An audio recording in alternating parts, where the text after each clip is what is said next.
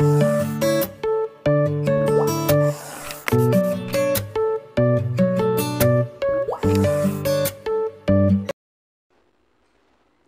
guys, welcome to ICSE 10. So this is Adrika, and in this video I'm going to tell you guys some important tips that will surely help you to complete your syllabus fast.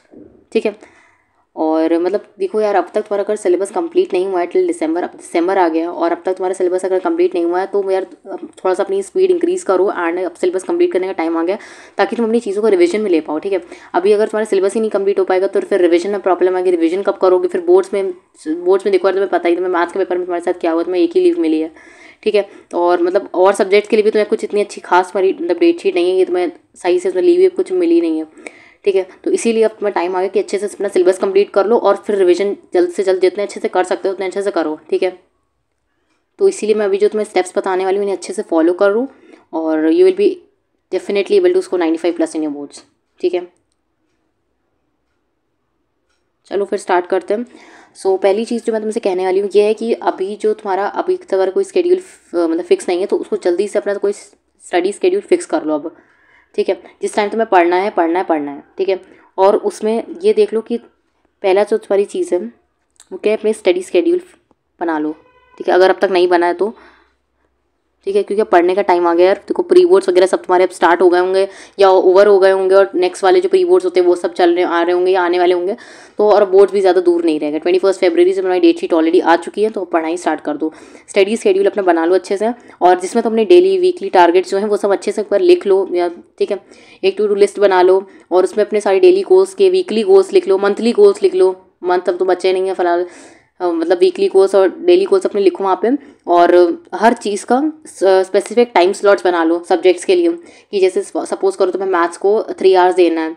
ठीक है। तो तुम्हें उसका time लिख लिया अपने 7 to 10 for example, तुमने 7 to 10 उसका लिख लिया टाइम और तुम्हें मतलब 3 आवर्स मैथ्स लगानी तो लगानी है। तो इसी तरीके से अपने हर सब्जेक्ट के लिए टाइम एलोकेट कर दो और स्लॉट्स बना लो।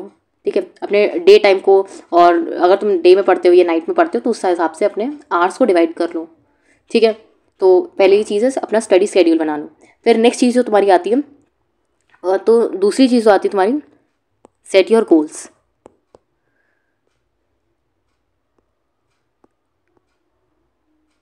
ठीक है।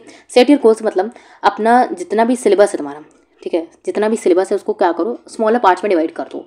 ठीक है। फॉर एग्जांपल यूनिट्स में डिवाइड कर लो या चैप्टर्स में जो हैं तुम्हारे इजी डिफिकल्ट के हिसाब से अपने चैप्टर्स को डिवाइड कर लो। अपने मतलब सिलेबस को स्मॉलर पार्ट्स में डिवाइड कर लो और उसके अकॉर्डिंग अपने डेली गोल सेट कर करके उतने चैप्टर्स कंप्लीट करो।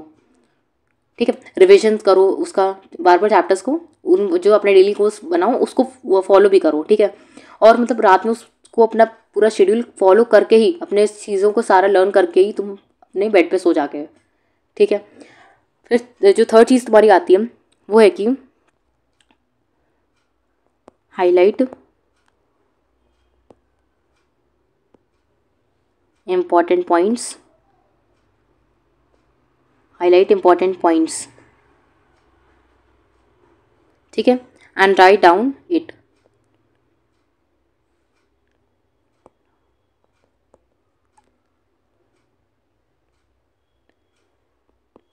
इम्पॉर्टेंट क्वेश्चंस, जितनी भी तुम्हारी इंपॉर्टेंट पॉइंट्स, अपनी बुक उठाओ, चैप्टर रीड करो, इंपॉर्टेंट पॉइंट्स को हाईलाइट करके रख लो और जितने भी इंपॉर्टेंट क्वेश्चंस हैं उन्हें एक्सट्रैक्ट करके अपने एक अलग नोट्स बना लो कि मतलब तुम्हें, ताकि तुम्हें बोर्ड्स के टाइम पे इधर उधर ना भटकना पड़े। तुम्हारे पास सारे इंपॉर्टेंट पॉइंट्स और तुम्हारे क्वेश्चन जो हों सब तुम्हारे पास हों और एक बार उन चीज़ों को रिवाइज कर लो।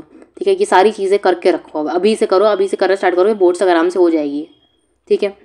फिर फोर्थ चीज़ तुम्हारी आती है वो है कि अपने स्कूल टाइम को भी यूटिलाइज करो।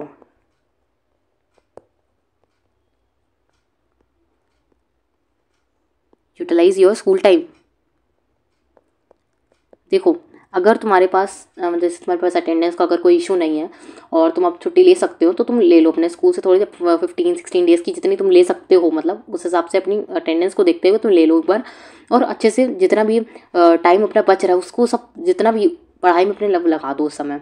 ठीक है। अगर तुम्हारे अटेंडेंस का कोई इशू है कि तुम छुट्टी नहीं ले सकते हो, 75% अटेंडेंस है, ये है वो है, तो उस केस में तुम अपने स्कूल का ही टाइम, जो तुम स्कूल में जा रहे हो तो उसी टाइम को वेस्ट तो मत करो एक्चुअली। ठीक है। वेस्ट मत करो उसे। और जैसे तुम्हारे जैसे कुछ फ्री पीरियड्स लगते हैं बीच बीच में, तो उन फ्री पीरियड्स को भी यूटिलाइज़ करो, उसमें अपनी पढ़ाई कर लो, मैथ्स लगा लो, है ना। तो इस तरीके से अपना स्कूल का टाइम भी यूटिलाइज़ करो, ठीक है। अपनी क्लास में जब टीचर्स बता रहे हो, रिविजन ले रहे हो, तो उसको अच्छे से बहुत ज़्यादा अटेंशन के साथ सुनो, पढ़ो, ठीक है। और अपने कॉन्सेप्ट्स जो हैं, तुम्हारे डाउट्स हैं, उनको टीचर से क्लियर करो। जहाँ से भी तुम करते हो, कोचिंग या यूट्यूब, जहाँ से भी तुम पढ़ते हो, वहाँ से अपने जितने भी डाउट्स हैं, क्वेश्चन हैं, उन सबको क्लियर करो, ठीक है। फिर नेक्स्ट चीज़ तुम्हारी आती है, वो है कि प्रैक्टिस करो, प्रैक्टिस रेगुलरली, ठीक है।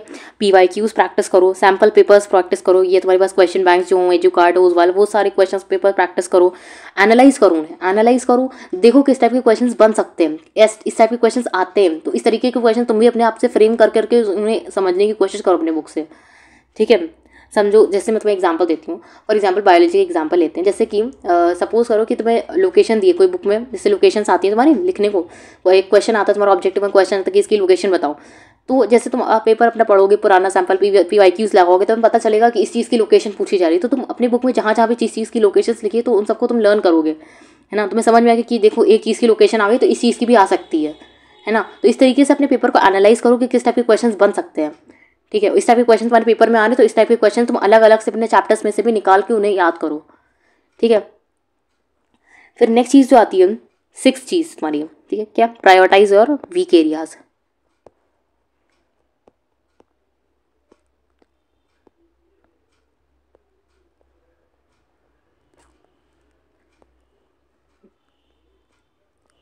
देखो, अब तुम्हारे जो सब्जेक्ट स्ट्रॉन्ग है, ये जो टॉपिक स्ट्रॉन्ग है, फॉर एग्जांपल अगर तुम्हें हिस्ट्री अच्छे से लर्न है, ज्योग्राफी में हिस्ट्री से लर्न है, या कोई चीज़ तुम्हें अच्छे से लर्न है, तो उस चैप्टर को तुम्हारा, ये सब्जेक्ट तुम्हारे स्ट्रॉन्ग है, ठीक है, तो उस चैप्टर को उसी सब्जेक्ट को बार बार उठाने से कोई फायदा नहीं। जो तुम्हारे वीक सब्जेक्ट है, फॉर एग्जाम्पल तुम्हारा फिजिक्स अच्छे से नहीं तैयार है, तुम्हारा केमिस्ट्री अच्छे से तैयार नहीं है, तो उस सब्जेक्ट को ज़्यादा से ज़्यादा टाइम दो, उन सब्जेक्ट को ज़्यादा टाइम दो। या फिर वो चैप्टर्स कोई स्पेसिफिक तुम्हारे नहीं तैयार है अच्छे से, वो तुम्हें मतलब तुम्हें डिफिकल्ट लगते हैं, तो उनको ज़्यादा अच्छे से प्रिपेयर करो, ठीक है, एज़ कम्पेयर टू जो तुम्हारा अच्छे से तैयार है, ठीक है। जो कोर कॉन्सेप्ट होते हैं चैप्टर के, उन पे फोकस करो। फॉर एग्जांपल जैसे अब तुम चैप्टर्स रीड कर रहे हो, तो अगर तुम फिजिक्स केमिस्ट्री या किसी सब्जेक्ट में देख लो, फिजिक्स केमिस्ट्री में अगर तुम स्पेसिफिकली देखो, तो आगे जो चैप्टर्स के दिए होते हैं, 2-3 पेजेस जो आगे दिए होते हैं चैप्टर के, तो वो इंट्रोडक्शन टाइप के दिए होते हैं, उनमें कॉन्सेप्ट नहीं होते इतने ज़्यादा। तो मतलब आगे उसके दो थोड़े से चैप्टर के आगे कॉन्सेप्ट, जो मेन कॉन्सेप्ट्स लिखे होते हैं, सिर्फ उन्हें रीड करो ताकि तुम्हारा सिलेबस जल्दी जल्दी कंप्लीट हो सके, ठीक है। इंट्रोडक्शन में मतलब हर चीज़ से थोड़ा थोड़ा टाइम अगर तुम हर चीज़ से निकालोगे ना, तो तुम्हारे आराम से तुम्हारा सिलेबस हो जाएगा, ठीक है। फिर नेक्स्ट पॉइंट जो आता है तुम्हारा, दैट इज स्टे ऑर्गेनाइज्ड।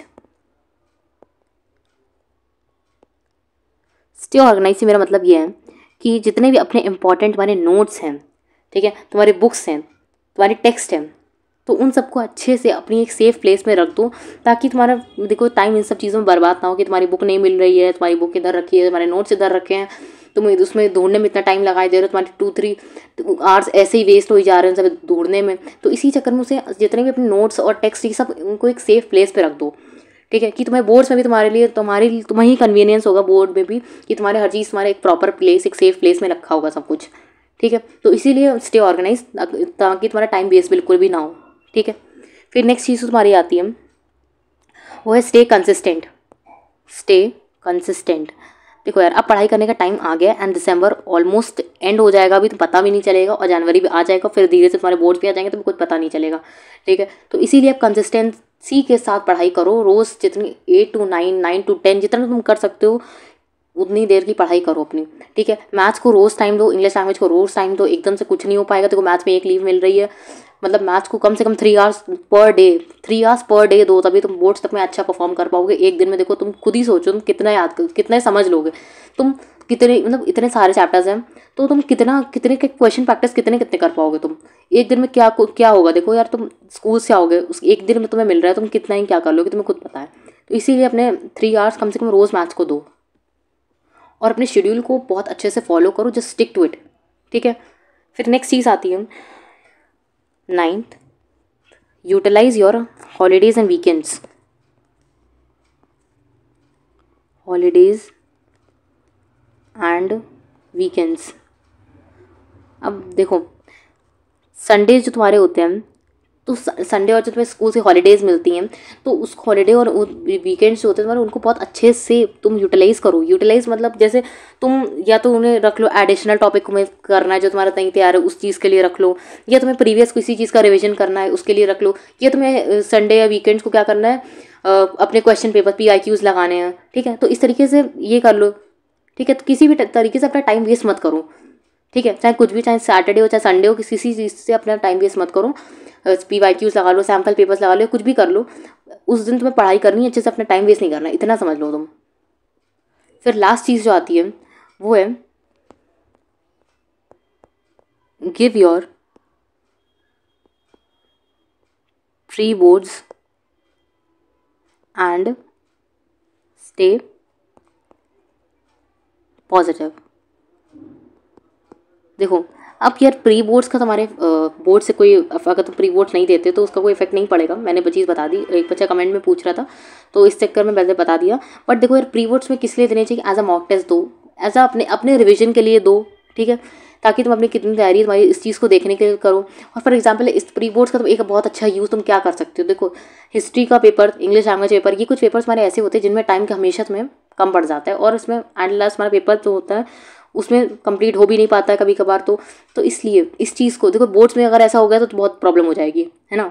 तो इस चीज़ को अवॉइड करने के लिए अपना प्री बोर्ड्स में प्रैक्टिस डालो, कि तुम जल्दी पेपर लिखने की प्रैक्टिस डालो, ठीक है। अपनी स्पीड इंक्रीज़ करो, और वो तुम अपना प्री बोर्ड्स में ऐसे करके देख सकते हो ना। हिस्ट्री का जल्दी पेपर इंग्लिश कंप्लीट करने की कोशिश करो, इंग्लिश लैंग्वेज का जल्दी कंप्लीट करने की कोशिश करो, ताकि ये बोर्ड्स में तुम्हारे साथ ना हो ऐसा, ठीक है। तो प्री बोर्ड्स को ऐसा मतलब as a mock test treat करो, ज़्यादा उस पर टेंशन मत लो। अगर प्री बोर्ड्स में देखो नंबर तुम्हारे कम भी आ रहे हैं तो उतना टेंशन मत लो यार, प्री बोर्ड से सबके कम आते हैं, तुम एक इकलौते इंसान नहीं हो प्री बोर्ड पे, क्योंकि यार इतना सारा सिलेबस एकदम से करना पड़ता है तो प्रॉब्लम आ जाती है वो, ठीक है। तो प्री बोर्ड से सबके नंबर कम ही आते हैं, और टीचर्स स्कूल टीचर्स भी थोड़ा सा कम देते हैं उसमें, मतलब तुम्हारे बेनिफिट के लिए कम देते हैं कि तुम ताकि बोर्ड्स में और मेहनत करो।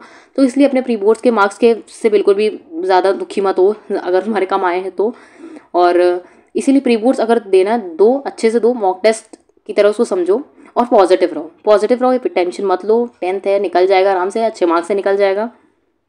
क्योंकि अगर तुम स्ट्रेस लोगे ना तो तुम्हारी एफिशिएंसी कम हो जाएगी, ठीक है। और तुम जितना मतलब ज़्यादा ओवर थिंक करोगे तो ये कैसे आएंगे नंबर, ये वो, तो इस सब चीज़ें तुम्हारी एफिशिएंसी कम हो जाएगी, तुम्हें जो कर सकते हो वो भी नहीं कर पाओगे ऐसे, ठीक है। तो इसलिए पॉजिटिव रहो, और जो जितना कर सकते हो उतना रोज करो, कंसिस्टेंट होकर पढ़ो, मेहनत करो। तो आई होप ये वीडियो तुम्हें हेल्पफुल लगा होगा, और अगर तुम्हें वीडियो पसंद आए या मतलब अच्छा लगे तो फिर इसे लाइक कर देना, सब्सक्राइब कर देना चैनल को, और आगे भी मैं ऐसे इन्फॉर्मेटिव वीडियोस तुम्हारे लिए लाऊंगी, ठीक है। तो मिलते हैं अपने नेक्स्ट वीडियो में, तब तक के लिए बाय।